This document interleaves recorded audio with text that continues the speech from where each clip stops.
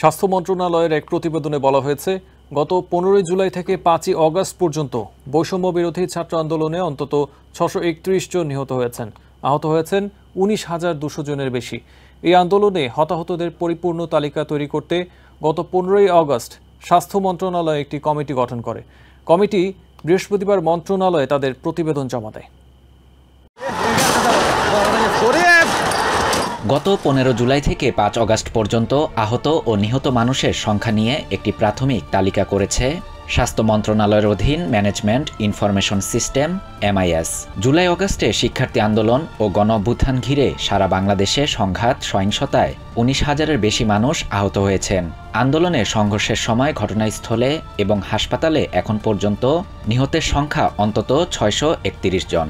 স্বাস্থ্য মন্ত্রণালয়ের এক প্রতিবেদনে বলা হয়েছে, কাজ সম্পন্ন হয়ে গেলে চূড়ান্ত তালিকা ওয়েবসাইটে প্রকাশ করা হবে এবং সেখানে আরও বেশ কিছু অতিরিক্ত তথ্য সংযুক্ত থাকবে। 8 বিভাগের মধ্যে সবচেয়ে বেশি ঢাকা বিভাগে হতাহতের ঘটনা ঘটেছে। ঢাকা বিভাগে 11,000 মানুষ আহত হয়েছেন। চট্টগ্রামে আহতের সংখ্যা দ্বিতীয় সর্বোচ্চ 2,000।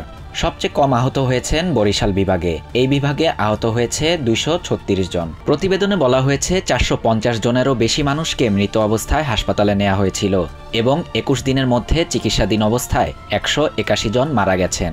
সবচেয়ে বেশি মৃত্যু হয় ঢাকা বিভাগে। এই বিভাগে নিহতের সংখ্যা 477 জন। নিহতের সংখ্যা সবচেয়ে কম বরিশালে 1 জন। চট্টগ্রাম ও খুলনায় নিহতের সংখ্যা যথাক্রমে 43 ও 39 জন। সিলেট, রাজশাহী ও ময়মনসিংহ জেলায় মৃতের সংখ্যা যথাক্রমে 22, 19 ও 17 জন। এই আন্দোলনে প্রথম মৃত্যুর ঘটনা ঘটে রংপুরে। এই বিভাগে সহিংসতায় মারা যায় 4 জন। এছাড়া আন্দোলনে নিহত ও আহত সবাইকে বিভিন্ন কারণে হাসপাতালে নেওয়া হয়নি। ভুক্তভোগীদের পরিবারের সদস্যরা ভয়ে হাসপাতালের নাম রেজিস্ট্রি না করায় এই সংখ্যা আরও বাড়ার আশঙ্কা রয়েছে। বেসরকারি অনেক হাসপাতাল সরকারকে কোনো তথ্য দেয়নি বলে জানিয়েছে স্বাস্থ্য মন্ত্রণালয়।